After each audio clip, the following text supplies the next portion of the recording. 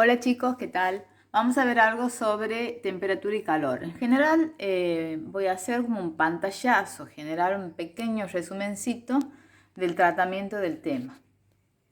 Bien, en primer lugar tenemos que entender que temperatura y calor son conceptos distintos pero absolutamente relacionados, ¿no?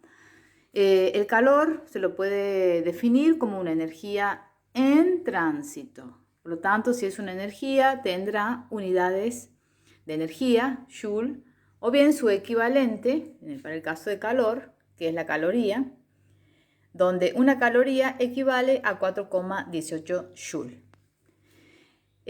Si uno tiene que definir la cantidad de calor o la cantidad de energía que va a transmitir un cuerpo a otro, es decir, uno va a ceder y otro va a absorber esa misma cantidad, entonces el calor lo vamos a medir con la siguiente expresión matemática. Esa cantidad de calor absorbida o cedida por un cuerpo está en relación con la masa, o sea, la cantidad de materia, por aquello que se llama calor específico de la sustancia, o sea, del material, de la sustancia pura del cuerpo o del material en cuestión, y aquí aparece una diferencia de temperatura.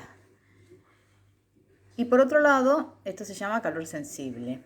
Y por otro lado, también podemos saber la cantidad de calor absorbida o cedida por un cuerpo cuando ese cuerpo está cambiando de estado. Va a ser en relación a la cantidad de materia, o sea, la masa, y lo que tenemos aquí que es lo que se llama calor latente de cambio de estado. Esa cantidad de calor en un cambio de estado, involucrado en un cambio de estado, es decir, la cantidad de calor, de energía que absorbe o que se involucra en un cambio de estado, sea que evapora, sea que congela, sea que sublima. Entonces se la calcula de esta manera, y aquí tenemos esto, que es el calor latente, determinando el calor latente de cambio de estado de la sustancia en particular. Y ustedes van a ver que aquí en el cálculo de la cantidad de calor o la cantidad de calorías o de joule que se involucra en un cambio de estado, no aparece la variación de temperatura, porque todo cambio de estado ocurre a una temperatura constante. Entonces eso es muy importante. Sin embargo, en todo cambio de estado va a haber una cantidad de calor involucrada. Entonces fíjense cómo la cantidad de calor, la cantidad de energía, que es este calor en tránsito, que un cuerpo cede y otro absorbe, se la calcula con estas expresiones, ¿no es cierto? Pero si nosotros tenemos que definir qué es la temperatura, que si nosotros vemos aquí, aparece, la temperatura no tiene una definición operativa, no tiene, vamos a decir, una definición, sino la temperatura es aquello que mide una escala termométrica, que sí es cierto que está dando cuenta o está relacionada con el calor absorbido, cedido por un cuerpo. Pero si nosotros tenemos que hacer referencia, o sea, tenemos que, como veníamos definiendo todas las variables físicas con una definición operativa, no hay definición operativa de temperatura. La temperatura es sencillamente lo que se mide a partir de una escala termométrica, que se relaciona con la energía calórica del cuerpo. Pero en definitiva es lo que mide una escala termométrica, y esa escala puede estar en grados Celsius, puede estar en grados Fahrenheit o puede estar en grados Kelvin. Entonces, el concepto, digamos, de temperatura, o hasta considerarla como una magnitud física, ha sido bastante cuestionado, es bastante cuestionado porque, digamos, no tiene una definición operativa. Ahora, ¿cómo pasa esa energía, que es el calor, esa energía en tránsito, el calor? ¿Cómo es esa transferencia de energía de un cuerpo a otro? Entonces, esa transferencia se produce si y solo si existe una variación de temperatura, o sea, no va a haber transferencia cuando hay equilibrio térmico. Equilibrio térmico significa que si tenemos dos sustancias o dos cuerpos que están en contacto y esos cuerpos en contacto tienen la misma temperatura, entonces están en un equilibrio térmico. Pero si hay diferencia de temperatura, el calor va a transitar o se va a transferir del cuerpo que tiene la mayor temperatura a aquel cuerpo que tiene la menor temperatura. Entonces ahí vemos cómo la temperatura nos está marcando la manera de transferencia del calor. Esa transferencia puede ser por conducción, puede ser por convección o puede ser por radiación.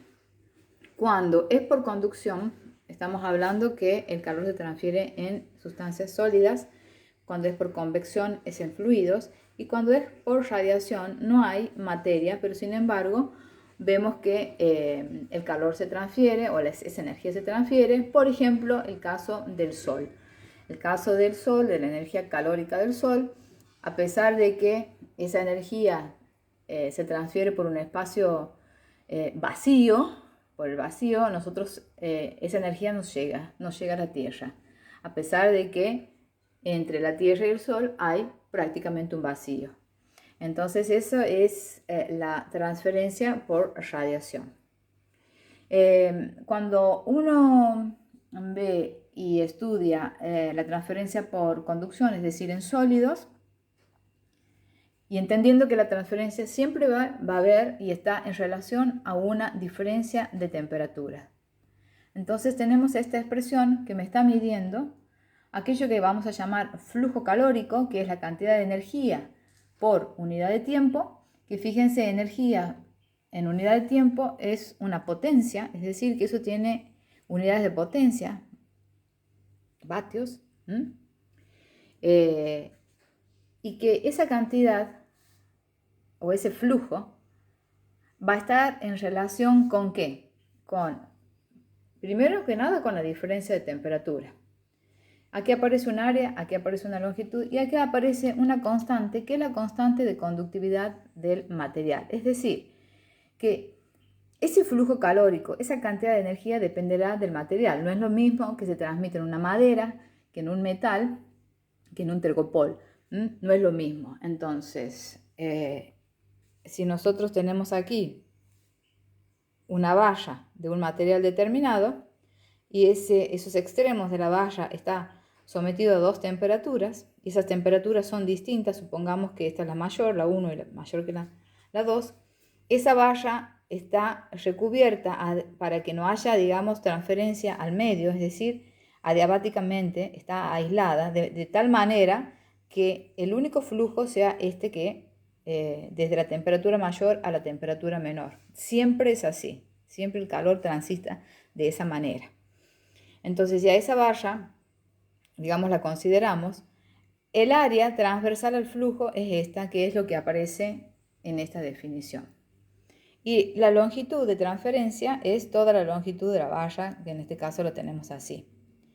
Fíjense que la transferencia va a ser siempre cuando hay una diferencia de temperaturas. Y en cada porcioncita de longitud, en cada X de longitud, yo tengo distintas temperaturas, ¿sí? Entonces, esas distintas temperaturas, a medida que vaya transmitiendo el flujo, van a ir cambiando, hasta que llegue un momento en que esas diferencias de temperatura, cada partecita va a tener una temperatura distinta, pero va a permanecer constante en el tiempo. Temperatura distinta en cada porcioncita de esa longitud, pero esas temperaturas entre ellas constantes. Y en ese momento se alcanza lo que se llama el estado estacionario. Bien, entonces, la transferencia se realiza a través de estos mecanismos, y una vez que se transfiere, las sustancias van a tener efectos térmicos o calóricos que vienen a ser la dilatación o contracción. Puede producir un cambio de estado o puede darse, debido a la energía cedida o absorbida, una reacción química. La reacción química la dejamos para química, pero mientras tanto estos dos fenómenos son fenómenos físicos. En cuanto a la dilatación o la contracción, puede ser una dilatación lineal, superficial o volumétrica. ¿Cuándo determinamos si es lineal, superficial o volumétrica? Eso depende de la geometría del cuerpo. Si un cuerpo tiene mayor longitud que las otras dimensiones, entonces es una dilatación lineal. Si un cuerpo es bien chatito y tiene mucha superficie, entonces consideramos que prevalece la dilatación superficial, y así sucesivamente. Entonces, para determinar una dilatación lineal, que es básicamente longitud, tenemos esta expresión a donde vamos a tener que la longitud final va a ser una longitud inicial más todo este cachito, todo esto que ustedes ven aquí, por el análisis dimensional, como esto es una suma, todo esto es una longitud. Esto que estamos aquí es lo que se le agrega a esta longitud inicial o lo que se quita, si se contrae se quita, cuando se dilata se agrega, este pedacito que está aquí, o lo que se le quita si se contrae a la longitud inicial y te da como resultado la longitud final. Aquí aparece este coeficiente que es el coeficiente de dilatación lineal. O sea, siempre depende del material, o sea, de la personalidad del material. Son coeficientes muy propios de la sustancia o de los materiales en cuestión.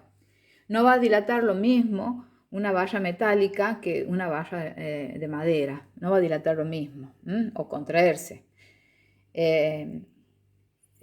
Aquí aparece, cuando se trata de una superficie, fíjense, la expresión matemática básicamente es la misma, y aparece este coeficiente, que es el coeficiente de dilatación superficial, que es aproximadamente 2 veces al coeficiente lineal, y cuando se trate de una dilatación volumétrica, aparece que el volumen inicial se va a aumentar en todo esto es un volumen, o se va a contraer en esta cantidad, que es un volumen, ¿no es cierto?, y aparece un coeficiente de dilatación volumétrica que es aproximadamente 3 veces el coeficiente de dilatación lineal.